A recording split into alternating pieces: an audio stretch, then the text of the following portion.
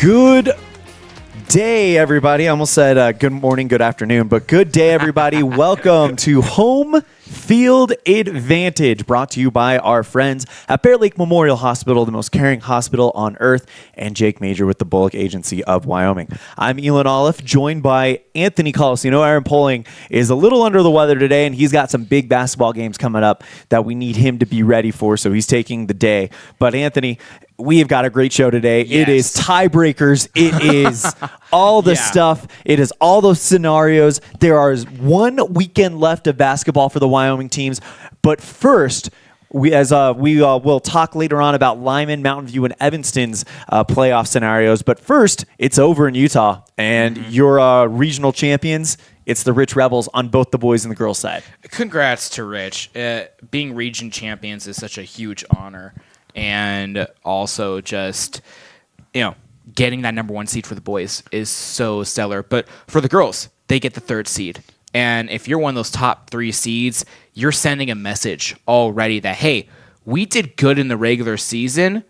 Guess what? We're going to try to finish it in the playoffs. Let's go ahead and take a look at the bracket for the state tournament for the girls. By the way, we're next week we are going to go more in depth in the bracketology. Yes. We'll have two regional tournaments to talk. Actually, two regional tournaments to talk about. The 3A West for the girls and the boys, and the 4A West for the boys and the girls as well. So technically 4 brackets to talk about just out of Wyoming, and of course this big state bracket coming for the Rich Rebels. They'll take on Monticello on day 1 over at the Sevier Valley Center. And that game, that'll actually be at Richfield High School. That game will tip off at 7 p.m. Rich versus Monticello. As we look at the preview for this one, these are two teams that I don't think they've seen each other before. I know Monticello and Rich have definitely seen each other before. Yes. But when you look at it, according to the class rank, Monticello's 15, Rich is 3. According to the RPI, Rich averages 10.6 points per game in the first quarter to Monticello's 5.5. It's double digits in every quarter for Rich, single digits every quarter for Monticello. If you take the team scoring averages according to Max Preps, the final 47.1 to 29.5. This is a good start for the Rich Rebels if they can get off on the right foot. Absolutely. You look at just the quarter averages, and Rich has almost doubled in those categories. But also, I'm looking at Rich is 9-2 on the road. And yes, these count as neutral site contests technically. But also, if you ever played basketball growing up and you go to a neutral site tournament, it's technically a road game all the time. So overall, the Rich Rebels 9-2, the Lady Rebels 9-2 on the road. That's huge because it shows they are comfortable on the road and can go out there and dominate. Here's another thing. Common opponents. These two teams only have one common opponent between them. Monticello played them once. Rich played them twice. And it is Tabiona. Ooh. Monticello lost to Tabiona on December 1st, 48-17. Evanston 2-0 against the Tabiona Tigers. So that tells you right there, Rich is definitely, besides seeding, besides all the stuff, every number, every single statistic is pointing towards Rich being the overwhelming favorite in this one. On the paper and on the floor, it looks like Rich will walk away with the win. Granted, it is high school March Madness with the tournament starting end of February, beginning of March. Anything can happen as well, but the Rich Rebels look so dominant, just so strong that they should take that game easily. If they are to win that game, they will take on the winner of Bryce Valley and Paiute at 11:30 on the 29th at the Sevier Valley Center in the quarterfinals. Right now, they're number 3. If you follow the seeds, you are expected to be in the Final Four. And this Rich team is very, very well familiar with it. Cody Lundgren consistently an appearance in the Final Four in the Sevier Valley Center. But there's your first matchup. It's Rich versus Monticello. Don't want to get ahead of yourself. You don't want to overthink it. But that's how it looks there. Monument Valley, the number 1 team, they'll take on the winner of Pinnacle and Tintic. And then on the Rich side of the graphic, it's going to result in eventually a matchup with Penguich, you would imagine, in the semifinals if everything goes to plan for the Rebels, which, I mean, it's a long tournament. You never know what's going to happen. It could go crazy. It could. And at the same point in time as well, Penguich and Rich have not played each other this year to this point. So it'll be the first matchup between those two squads this year. And of course, they're familiar with each other through tournaments and all that stuff. This is not a first time matchup between these two sides. But overall, this will be the first time this season they'll play each other. And it's going to be a really good matchup if that happens at 2 versus 3. And you're possibly looking at the 1 versus 4 on the other side. If everything goes to plan seeding wise. It's just going to be a great tournament. It always is, and we got a long way to go before we get there. But worthy to note, this time next week when you and I have this show, Rich will be in Richfield. Aaron will be there with him. And this game, this Monticello-Rich game, will already be in the rearview mirror. So we will definitely be keeping an eye on that one so we can talk to you guys about that. Maybe even figure out a way to bring in Aaron Poling remotely somehow live from Richfield. That would be amazing. Matter of fact, we need to work on that this week. I think that's our goal right there. But man, if Rich can get off to a hot start, you like their chances against the winner of Paiute and Bryce Valley, and if you can get to that semifinal matchup with Penguich, who knows what's going to happen?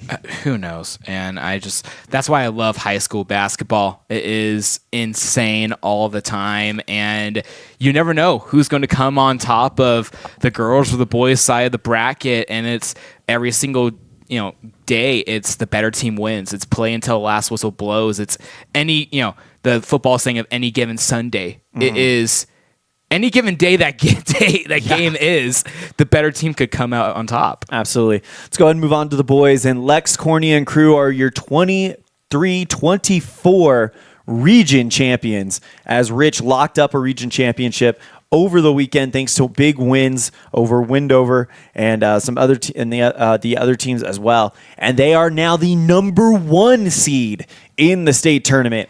Could not be in a better position. You look at who is the 4 on the other end. It's Paiute. A real chance that Rich could be playing on next Saturday for a state championship. They will take on the winner of Pinnacle and Altamont. That game taking place at Pinnacle this coming Saturday at 1:00 p.m. And when you look at that matchup, because, of course, that's the matchup I think all of Rich is going to be keeping an eye on. What's the situation there? Right now, Pinnacle, I would say, is your overwhelming favorite. They average 56 points per game as opposed to 39 for the Altamont Longhorns. But it's going to be very, very interesting. Common opponent between them, 1-4 for each of them. So it's going to be a close game, but that's who... and really, if you're Rich, do you want a close game here? Do you want these two teams kind of beating up each other a little bit? And that way you're a nice, rested team going into the Sevier Valley Center on Wednesday night with that opportunity at 1 p.m. for the number 1 seed? I would say absolutely. I would watch this game and say, boys, go at it. Beat each other up. Make it a triple overtime game. Make it an absolute slugfest. Because when you look at the dates, that playing game 4 days later, the winner takes on Rich. So you're already going to be a little bit on the dreary side. High school basketball, of course, sometimes has a very tough schedule with back-to-back games and all that. So these kids will be somewhat used to it, but same point in time, their legs are still going to be a little bit sore from that playing game in its playoffs. Survive and advance. And overall, it's going to be a great game between Pinnacle and Altamont, and Rich is going to be well rested, and everyone in Rich County, they're going to be watching that game. If Rich is to win, they will take on the winner of Milford and Green River on Thursday at 7 p.m. at the Sevier Valley Center. And I know our friend Aaron Poling, he is just chomping at the bit. He is getting ready for this tournament. He is so excited. It's his second state tournament here with us, and it's going to be a lot of fun. Interesting to note, Taviona is the number 2 seed for the boys on this side. Number 3 is Paiute. Number 3 is Penguich. Number 4 is Paiute. So that's your top 4 going into the tournament. Could be a lot of fun to see how this kind of shakes out throughout the week. But it all starts for Rich on Wednesday at 1 p.m. live from the Sevier Valley Center. I will have either Pinnacle or Altamont. The winner of that one will take on the Rich Rebels as Lex Corney and crew start their march towards what I believe really believe can be a state championship. I think this can definitely be a state championship team. You look at the accomplishments this season and the obstacles they have to overcome as well. And of course, Utah basketball is no joke. No. And they play so many teams in Wyoming as well, since they're so close to the Wyoming border, that they had so much competition between both states. And that just groomed this team for this season and for this moment. And they deserve the number one seed. A lot of close, tough wins, but a lot of great wins where you saw players just kind of shine bright in that moment. It is Rich High School playoff basketball, and it gets started in less than a week. Matter of fact, a week from last night, we will have our first matchups, as Rich will take on the winner of Pinnacle and Altamont at 1 o'clock, with the girls taking on Monticello at 7 o'clock. You can catch that live on mylocalradio.com and on the radio at KADQ 98.3, the audio stream. It's going to be a blast. I cannot wait to hear Aaron Poling live from the Sevier Valley Center. He just hits another level when it comes to the playoffs, much like these athletes that represent the Rich Rebels. It's going to be a lot of fun. We're going to go ahead and step aside. When we come back, we're going to go into this big Evanston-Jackson matchup. Both games with playoff implications. You don't want to miss it. You're tuned in to Home Field Advantage, brought to you by Jake Major with the Bullock Agency of Wyoming and Bear Lake Memorial Hospital.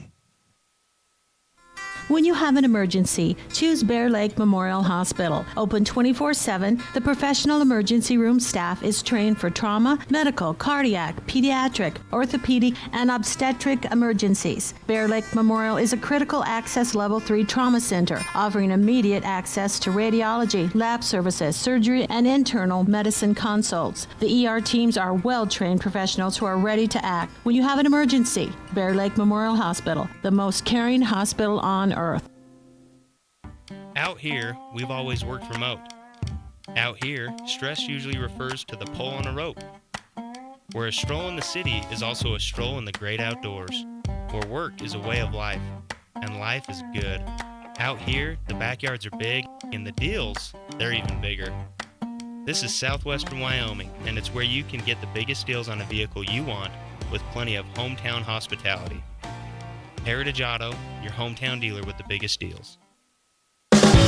Whether it's for your home, your ranch, your equipment, or your business, when you need propane, count on the best. T7 Propane in Woodruff. The safe and professional team at T7 Propane offers quality product and the most responsive propane service in the area, so you can enjoy the affordability, reliability, and efficiency of propane. For heating, cooking, grilling, motor fuel, and more, count on the team at T7 for your personal or business propane needs. 435-793-4208.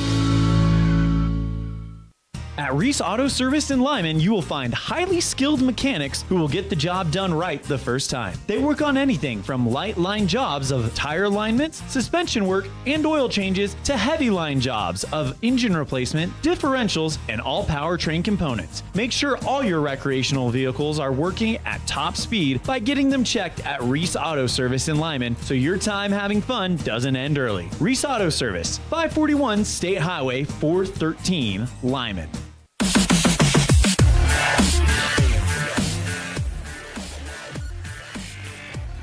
And we welcome you back to the Home Field Advantage, my local radio sports network, Home Field Advantage weekend preview. Getting ready for these games.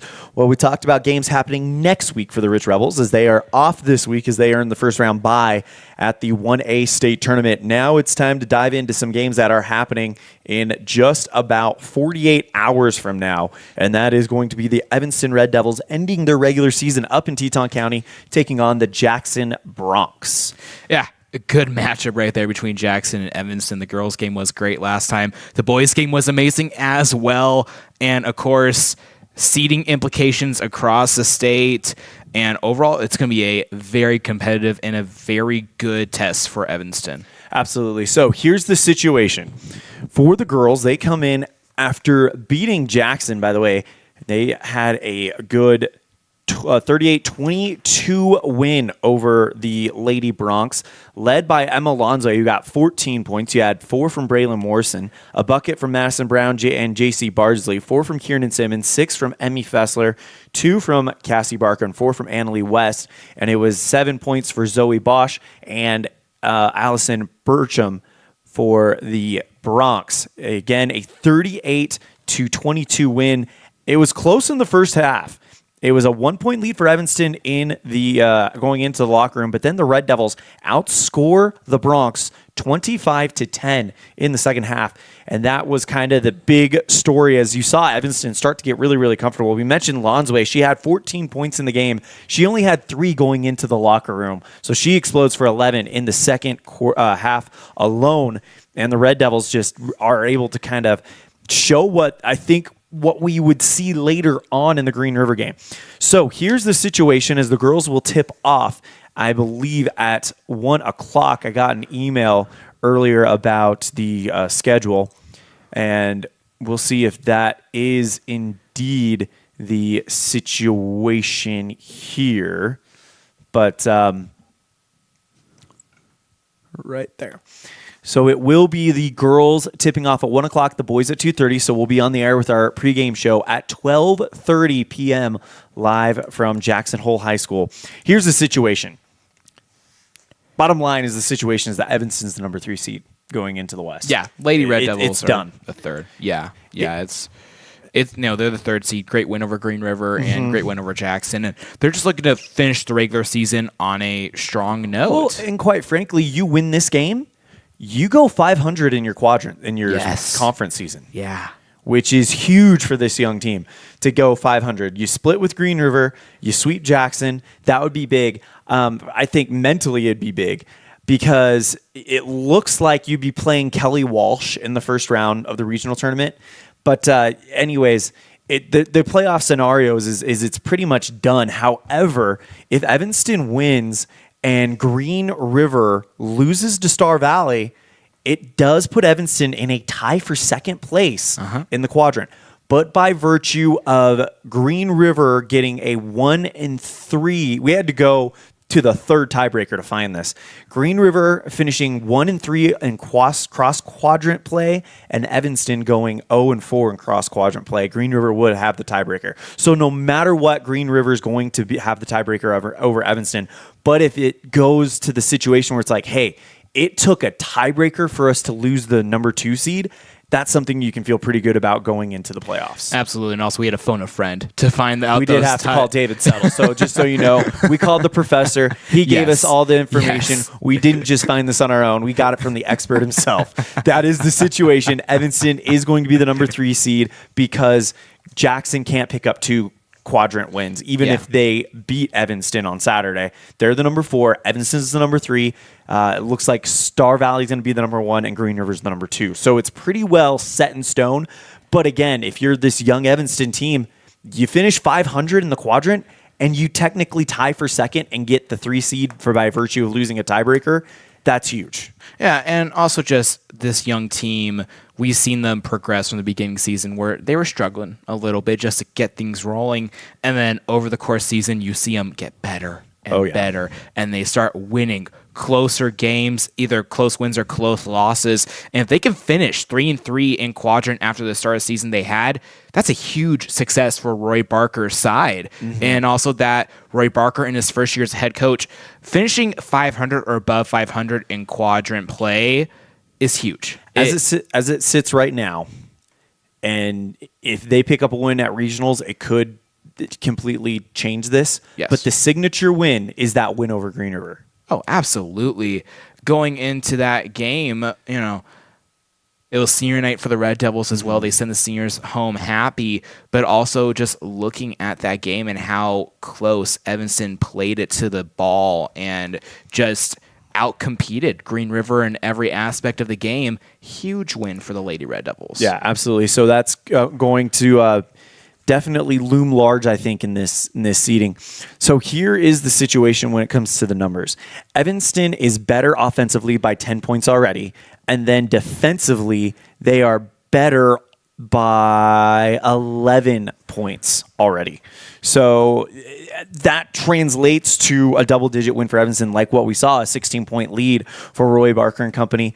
I think if Evanston gets on a hot start like we saw them against Star Valley, they played really well in that first quarter. It was a 4-point game going into the half. And then Evanston's defense just went ice cold. Our offense went ice cold, couldn't get anything to go in the second half. And I think if you have a hot start like what we've seen the last two games against Green River and against Star Valley, I think that is going to be a key to Evanston just lighting the fuse and running away with this thing. I think a very big key versus Jackson, you say, Evanston's about double-digit points ahead on the scoring and defensive side. If they can keep that, if they can keep a 10-point gap lead and then limit Jackson on the defense side, keep that lead above 10 for the Lady Red Devils, you're in amazing shape. And it doesn't mean that, you have to win by 15. You can win by 5. You can win by 6. A win's a win. A win's a win. If you win by 100 or 1 point, a win is a win. But if they can kind of limit Jackson and keep a 10-point lead, I think it's a very, very good chance that we see Lady Red Devils finish 3-3 in region. Again, a win's a win. You finish 3-3 in region. You technically tie for second. You lose the tiebreaker. That's what puts you down in third place. But with a team chock full of sophomores and freshmen, the latter part of this season has been a reawakening. If you can go through, the first time you went through the quadrant, you went 1-2. That was expected. The second time you go through the quadrant, if you can finish 2-1, that shows you right there that, all right, there's progression being made with this team, and this team is going to be ready for the future. And you speak of the freshmen and the sophomores, seeing some of their first varsity minutes on the year and the progression they have made where they're more comfortable in those tight game situations and they're on the floor saying, all right, we have a set play here.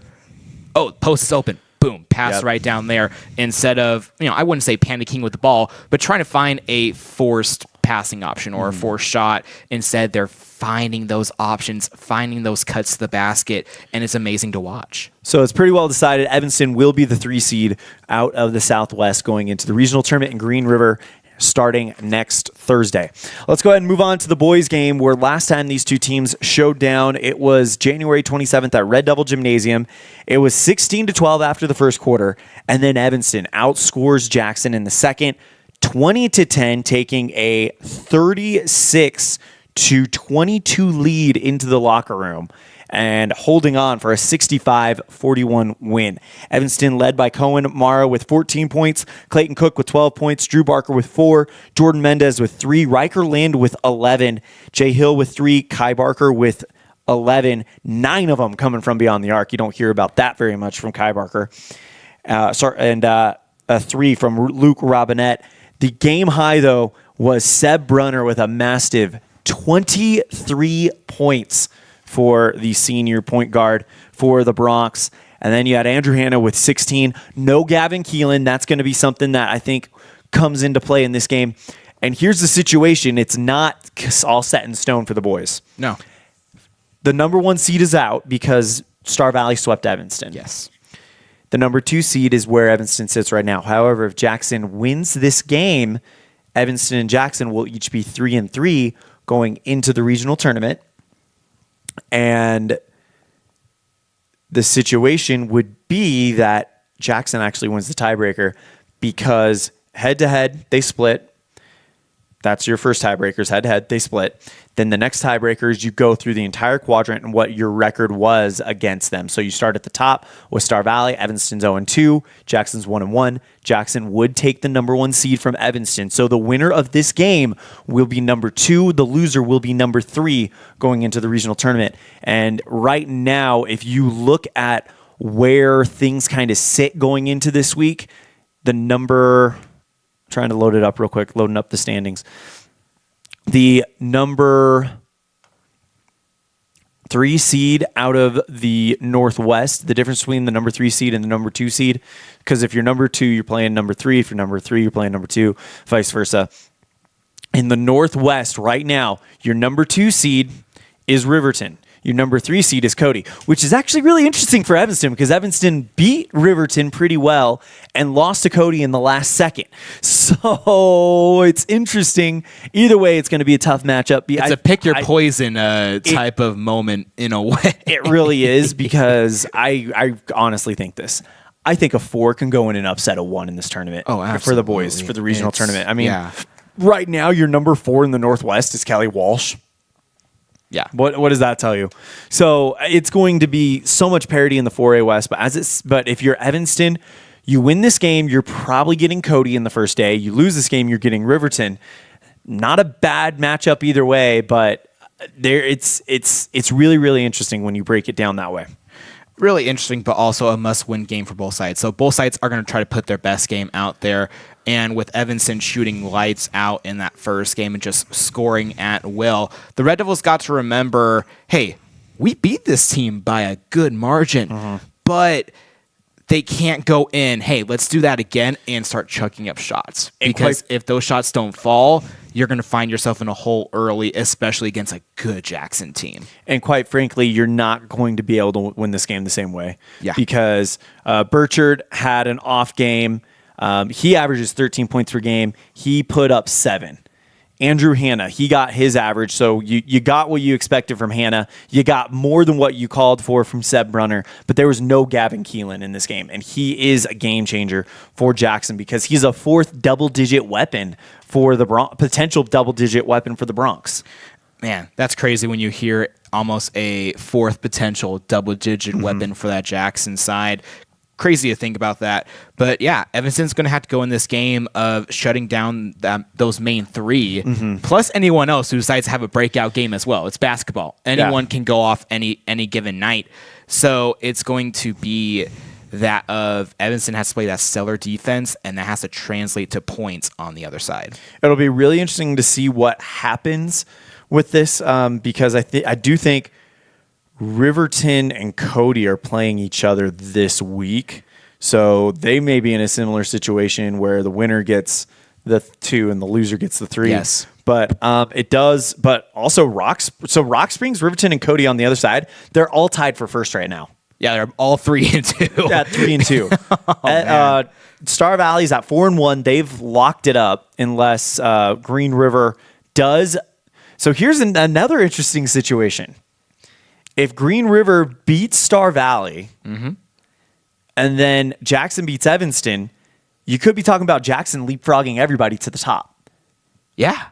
When you do it, the quick math in your head when it comes to tiebreakers and stuff like that. So it's very, very... Actually, no, that's not possible. I take that back. Because if Star Valley goes to 4-2, the best Jackson can get is 3-3. So Jackson has sewn up the number 1... Or Star Valley has sewn up the number 1 seed.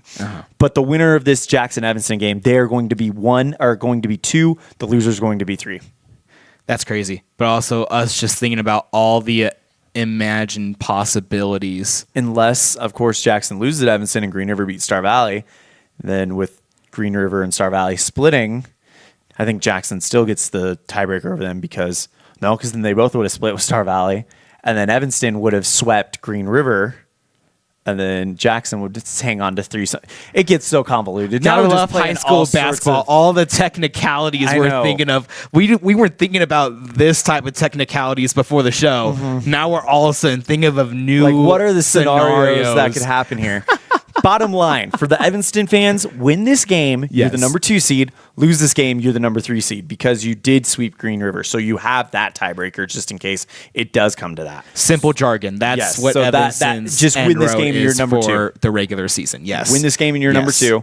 And lose on the other side, who 3. knows what's going to happen with Rock Springs, Riverton, and Cody tied at 3-2. So it's going to be fascinating. Okay.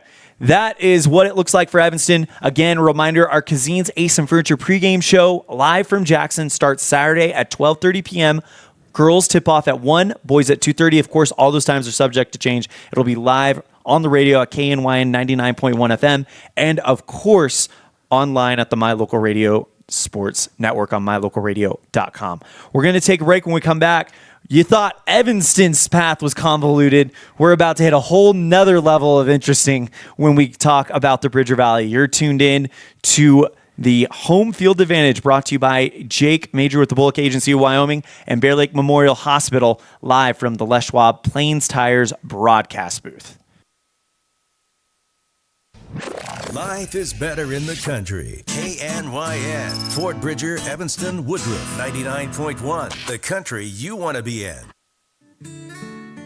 Hey there, I'm Jake Major, your local Medicare and insurance benefits advisor for the Bullock Agency of Wyoming. With over 25 years of experience protecting families in rural America, we understand the importance of having an affordable insurance coverage. Whether you're searching for extra coverage or looking to understand and switch your Medicare options, I can help you find a range of top-rated insurance companies and tailor-made packages based on your needs. Call me, Jake Major, today at 307-209-4685 and let's discuss your insurance options. We're the Bullock Agency of Wyoming, when benefits matter.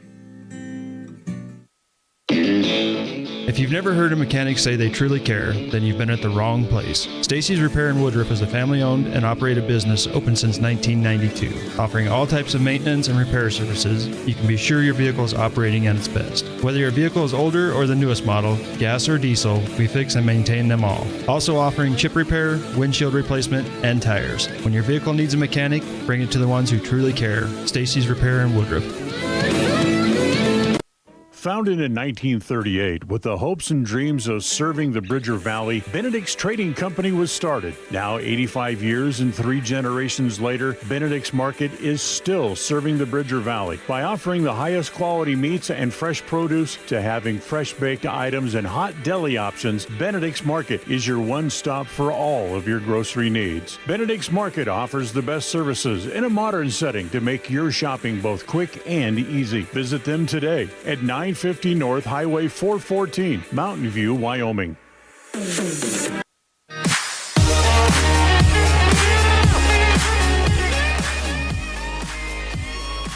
Welcome back into Homefield Advantage, presented by Jake Major with the Bullock Agency of Wyoming and Bear Lake Memorial Hospital.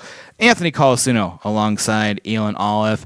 Aaron Poling is under the weather, so he's back at home resting up for the state tournament next week. Yeah, we'd much rather have him sick today than a week from today. So absolutely. Yes, and also shout out to First Bank of Wyoming, our presentation sponsor for our games, and also welcome back into the Union Broadcast Studio. And man, Elon previewed the tiebreaker situation for the Bridger Valley is way more intense than the Evanston one. And yeah. Basically, this game tonight between Lyman and Mountain View, it's going to set the table for what the tiebreakers could be. Yeah, it's going to set the table, and quickly we'll go over last week's matchups first of all, and then we'll get into the tiebreakers and preview this week's games. So last week, Mountain View and Lyman headed up north to Powell and Lovell. The Buffaloes played the Bulldogs on Friday night. The Lady Buffs won 44-32 in a great game. Addison Hickey with 11 points, McKinley Covelo with 9. And for the Bulldogs, it was Reagan May with 8 and Kennedy Real with 7 and Summer Teeter with 8 as well. As for the boys, a 13-point loss, but a very valiant effort. Casey Walker finished the day with 8 points, Dash Madsen with 6, Colt Henry with 5, and Spencer Erickson with 5 as well. As for the Lovell Bulldogs, Owen Walker, the 6'6 sophomore, nothing you can do when you have a 6'6 sophomore in the paint. 23 points on the day for him, and a amazing alley-oop dunk at the end of that game as well. As then Saturday, the Eagles traveled up to Lovell. They faced Powell the night before. The girls team lost 44-21. The boys lost by 15 against the Panthers. As on Saturday, the Lady Eagles had a off day, just couldn't put the ball into the hoop. It seemed like there was an actual lid on the basket. as they lost 46-23. Their lowest scoring total of the season. Owen Hansen had 8 points. Before Lovell, it was Libby Mickelson with 9, Kennedy Owens with 8, and Summer Teeter with 6 for the Lady Bulldogs. As the boys game, a lot closer, a 41-30 loss for the Lyman Eagles. Caleb Smith doing it all with 12 points, and Owen Walker only held to 14, and Parker Anderson with a breakout game of 14 points for the Bulldogs. Yeah, and you talk about, I think we've all seen those games where it literally looks like it's a good shot. It's a high percentage shot. It's just not falling. And that's got to be the most frustrating thing for an athlete and for a player. But as we teased earlier, I mean, those games are now in the past. It's about tonight sets the table in so many different directions. It's one of those kind of like flow charts where it's like, do you want to do this? Yes, go this way. No, go this way. It's one of those type of deals where it's like, Mountain View wins, we go this way. Yeah. Lyman wins, we'll go this way. It's and like it's the own decision, like storybooks, like choose your own adventure, choose your own adventure type of storybooks, but with a lot more stakes. And that, you know, we're just for the ride here at the station. It's the teams that are going to have to choose their own destiny. And of course, tonight is Buffaloes versus Eagles. It's the Bridger Valley rivalry down at Mountain View High School inside Buffalo's Fieldhouse. And a look at both of these squads, starting out with the Lady Buffaloes.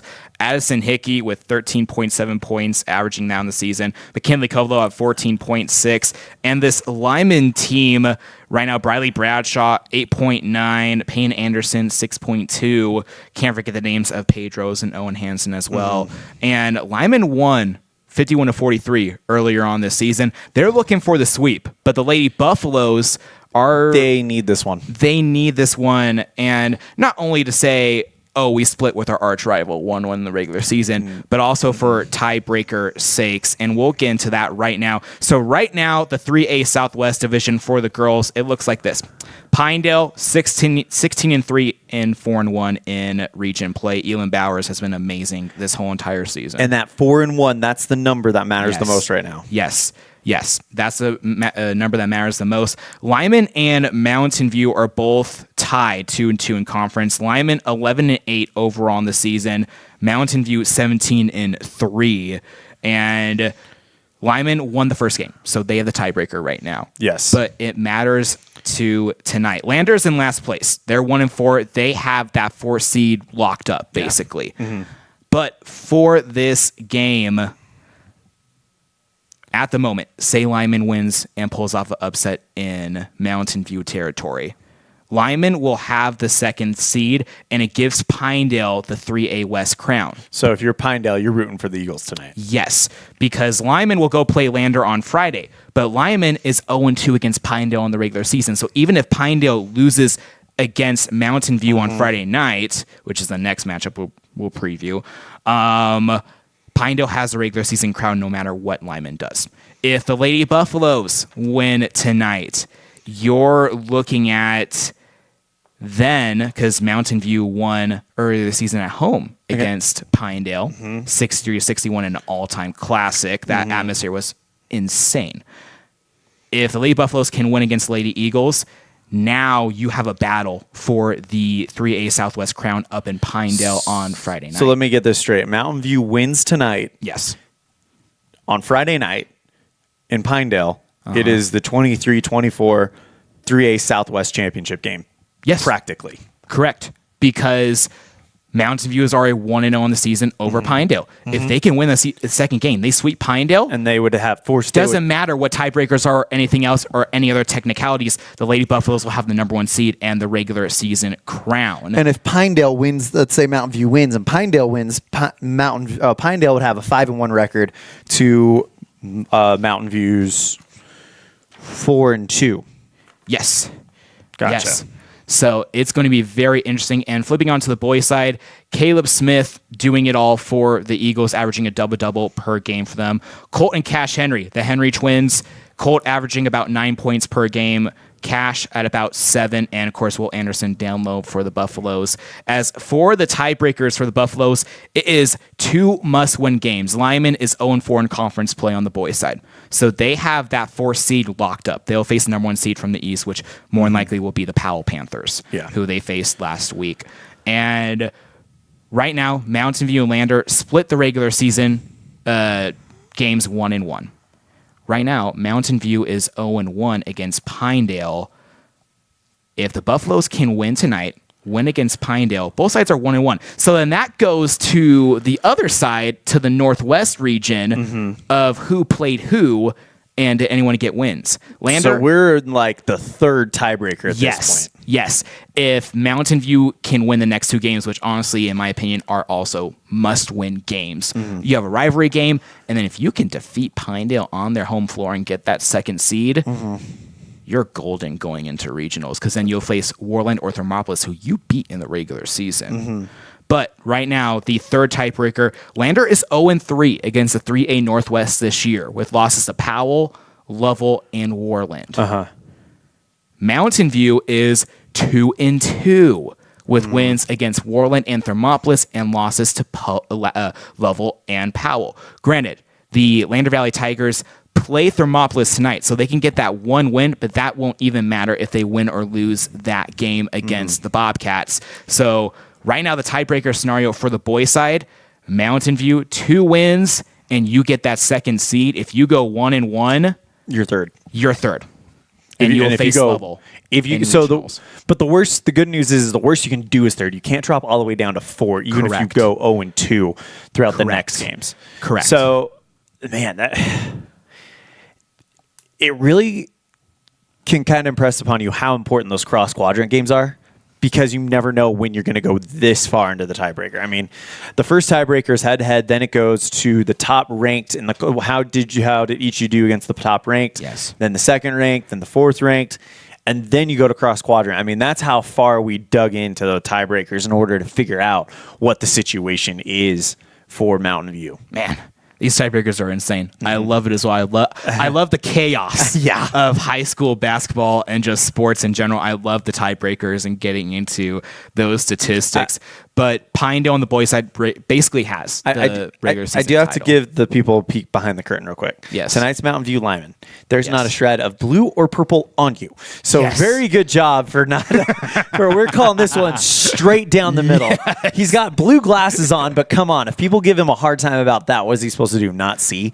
So I mean, good job. Good on you. Operating my instant replay blind, basically, just on my scoreboard, just doing this. Like, I think just that's hitting a random 5. buttons. Yeah. But good on you. You're calling this thing right down the middle. Oh man, I cannot wait for tonight's matchup. It's going to be amazing. Anytime these two teams get together, no matter what sport it is, volleyball, basketball, football, it is an instant classic. I mean, just behind the environment alone, and plus tonight's over at that I gotta say it's probably outside of any 4A. Actually, I'd even say I'd put it above some 4A gyms I've been into. It's a top 5, maybe top 3 favorite gym of mine to go do a game in, because it's just the environment, the intimacy, because of the size. I know there's been some statewide interest in that gym. No, you got a call from a guy wanting to do a story on it. Yeah. So it's that place can get rocking, as you've said multiple times, and to have that game there tonight and to have it be basically a 3A Southwest semifinal for the girls, where if you win that game, then you set up a championship game in Pinedale tomorrow night.